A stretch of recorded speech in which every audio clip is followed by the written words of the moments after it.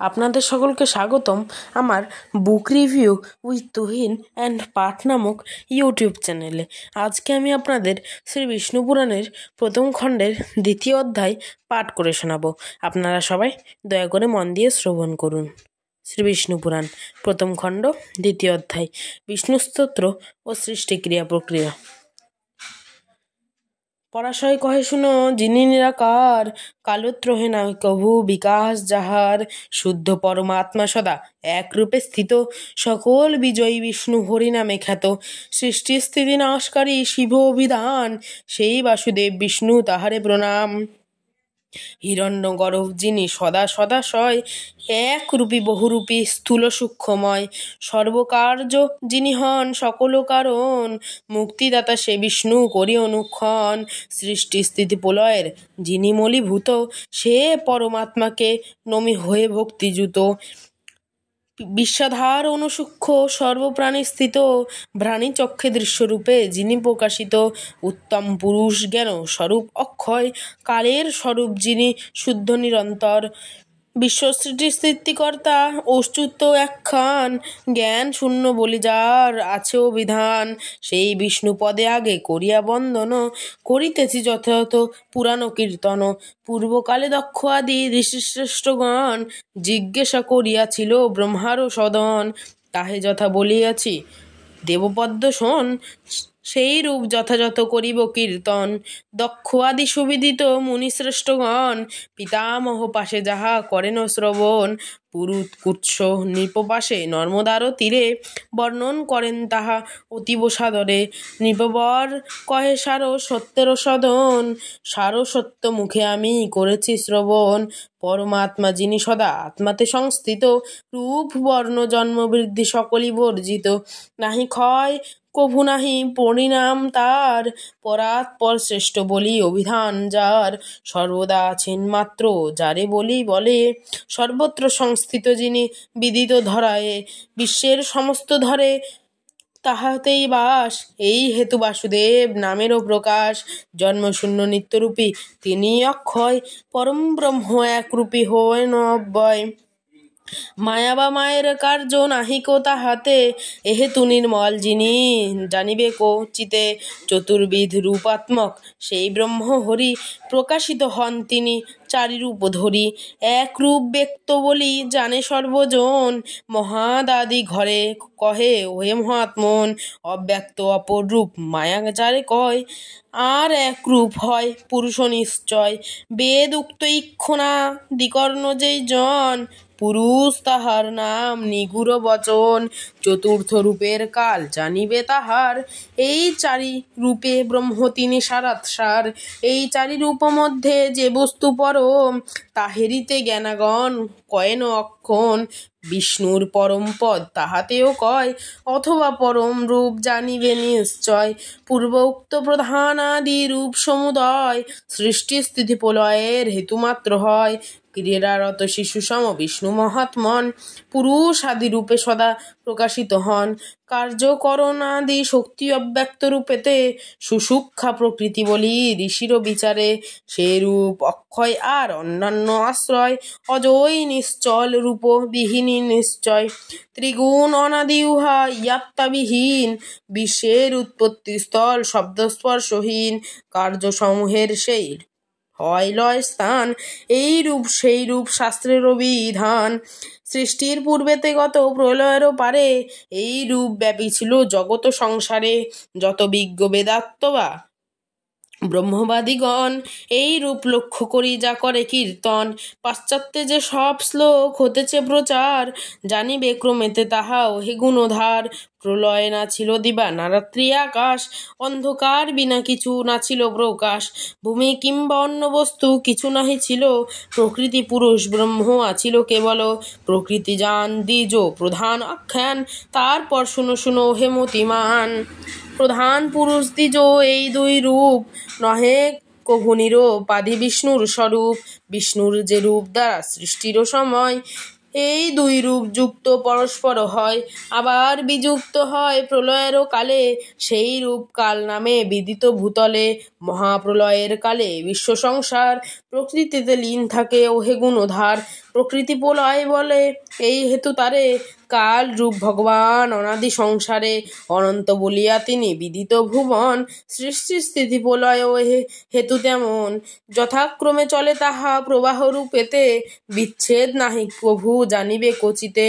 সত্য রজঃ তমগুণ প্রলয় সময়, সমভাগ তাকে তিন জানিবে নিশ্চয়। পুরুষ পৃথক রয় প্রকৃতি হইতে, বিষ্ণুর সে কাল রূপ থাকোয় নিশ্চিতে। সৃষ্টিকালে পরে যাবে হয় উপস্থিল, প্রকৃতি পুরুষ দেহ হয় নখভিল। পরম ব্রহ্ম পরমাত্মা সর্বভূতেশ্বর, জগম্ময় সর্ব আত্মা পরম ঈশ্বর। প্রকৃতি পুরুষে তিনি পাচ্ছে ইচ্ছা বসে, ক্ষোভিত করেন দেহ মনের হরিষে।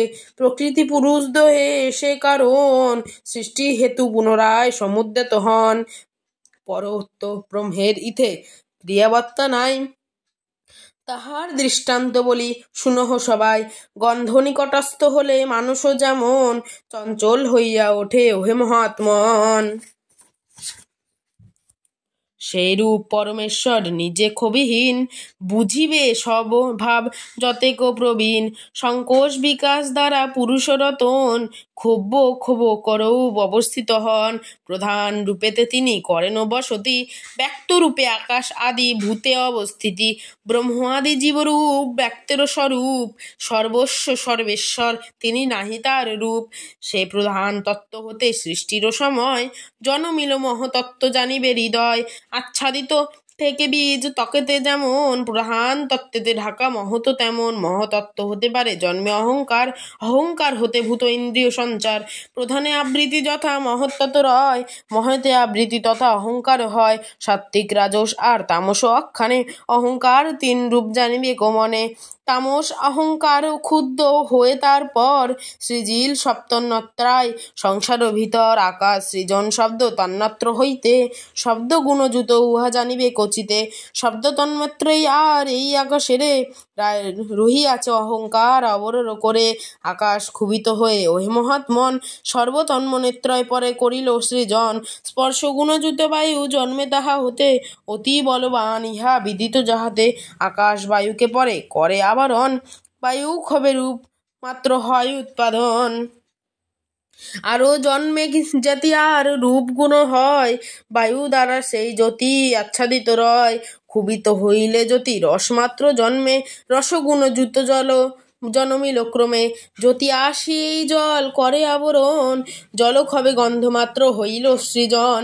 গন্ধমাত্র হতে পৃথ্বী জন্মিল পরে, গন্ধই ইহার গুণ বিদিত সংসারে। তন্মাত্রা রয়েছে তত্ত্ব দ্রব্যের ভিতর, তন্মাত্রা এই হেতু ওহেনি যত নর। রাজসাংকার হতে ইন্দ্রিয় সৃজন, দশেন্দ্রিয় যারে হতে জগতের জন। তাত্ত্বিক অহংকার হতে সংসার ভিতর, দশেন্দ্রিয় দেবতাত্মা আত্মজন্মধর। একাদশ ইন্দ্রিয় বলি মনেরও আখ্যান, মনের চিরিটি দেব জানিতে সন্ধান। তাহাদের নাম বলি শুনহ ধীমান, চন্দ্র ব্রহ্মা রুদ্র আর ক্ষেত্রজ্ঞ আখ্যান। সাত্ত্বিক দেবতা হন এই চারজন, চারি অংশ হয়ে যান সে অনন্তকরণ। মনোবুদ্ধি অহংকার চিত্ত এই চারি, চারি ভাগ এই রূপ শাস্ত্রেরও বিচারি। জ্ঞানেন্দ্রিয়া বলি পাঁচে ইন্দ্রিয় মাঝারে, কর্মেন্দ্রিয়ার পঞ্চ কহে সর্বনরে। ক্ষত্র ত্বক চক্ষু জিহ্বা নাসিকার যে রয়, জ্ঞানেন্দ্রিয় বলি পঞ্চ শাস্ত্রের বিচার। করপদ বাক পায়ু উপস্থ এ পাঁচে, কর্মেন্দ্রিয় বলি থাকে পণ্ডিত সমাজে। জ্ঞানেন্দ্রিয় শব্দ আদির করয় গ্রহণ, মল ত্যাগ আদি কর্মে ইন্দ্রিয় করম। আকাশেতে শব্দগুণ স্পর্শবায়ু পরে, তেজে রূপ জলে রস গন্ধ পৃথ্বী ধরে। পৃথক হইয়া পঞ্চ রহে সর্বক্ষণ, পরস্পর নাই কভু সম্পূর্ণ মিলন। এই হেতু প্রজা সৃষ্টি করিবারে নারে, তারপর বলি যাহা শুনহ সাদরে। মহত্তত্ত্ব হতে মহাভূতাবিধি করে, অন্যান্য সংযোগ হেতু ঐক্য লাভ করি। প্রধানের অনুগ্রহে পুরুষাধিষ্ঠানে, অণ্ড উৎপাদন করে সকলে মিলনে। জলম্বিম্ব সম অণ্ড বর্তুল আকার, ব্রহ্মরূপী বিষ্ণু তাহে রহে অনিবার। জল মধ্যে আয় অণ্ড করি অবস্থান ভূত সাজ্জা এতে ক্রমে হয় বর্ধমান। অব্যক্ত জগৎপতি বিষ্ণু সনাতন, ব্যক্ত হে ব্রহ্মরূপে অণ্ডমধ্যে রন। গর্ভবেষ্টনের চর্ম সুমরে তাহার, জরায়ুজন্যান্নগির হইল মহাত্মন। গর্ভদক হইল তার যতেক সাগর, অণ্ড মধ্যে জন্মে দ্বীপ প্রভৃতি ভূধর। দেব দৈত্য নরজ্যোতি যত লোক আছে, বৃহৎ অণ্ডের মধ্যে সকলই বিরাজে। পূর্বাপেক্ষা 10 গুণ বেশি বাড়ি, বায়ু শূন্য আর ভূত আদি। এসবে পণ্ডের বাহ্য করে আবরণ, মহত্তত্ত্ব ভূতাদিরে করে আচ্ছাদন। মহত্তত্ত্ব সমাবৃত্ত অব্যক্ত দ্বারাই, বিচারে বুঝহ ইহা কহিনু তোমায়। নারিকেল বাহ্য দিলে আবৃত্তি যেমন, উক্ত সপ্তে সম্রাবৃত্তি ব্রহ্মাণ্ড তেমন। রজগুণধারী হয়ে বিশ্বেশ্বর হরি, অণ্ডের মাঝারে থাকি ব্রহ্মস্বরূপ ধরি। সদৎ নিযুক্ত থাকি সৃষ্টির বিধানে, অমিত বিক্রম বিষ্ণু জানে সর্বজনে। সত্যগুণ ধরি হরি সৃষ্টি সমুদয়, যুগে যুগে করে রক্ষা হে মহোদয়। ব্রাহ্মদিতে অবসান হয় যতদিনে, ততদিন করে রক্ষা অতীব যতনে। কল্পশেষতম গুণী হয়ে জনার্দন, রুদ্ররূপে সর্বভূত করেন বক্ষণ। একর্ণ হলে বিশ্ব পরম ঈশ্বর, শয়ন করিয়া রহে নাগ শয্যাপর। প্রযুক্ত হইয়া পুনঃ ব্রহ্মারূপ ধরি, পুনশ্চ করেন সৃষ্টি ভবেরও কাণ্ডারি। একমাত্র ভগবান সেই জনার্দন, ব্রহ্মা বিষ্ণু শিব নাম করেন ধারণ। বিষ্ণুই হইয়া স্রষ্টা করেন সৃজন, পালক ও পাল্য হয়ে করেন পালন। সংহর্তা সংহারজি হয়ে অন্তিম সময়ে, সংহত হইয়া রহে আপন হৃদয়ে। পৃথ্বী অপ তেজ বায়ু আর যে গগন, সর্বেন্দ্র আদি আর অনন্তকরণ। এ সব জগৎ হয়ে পুরুষ আখ্যান, সর্বভূতেশ্বর হরিগুণেরও নিদান।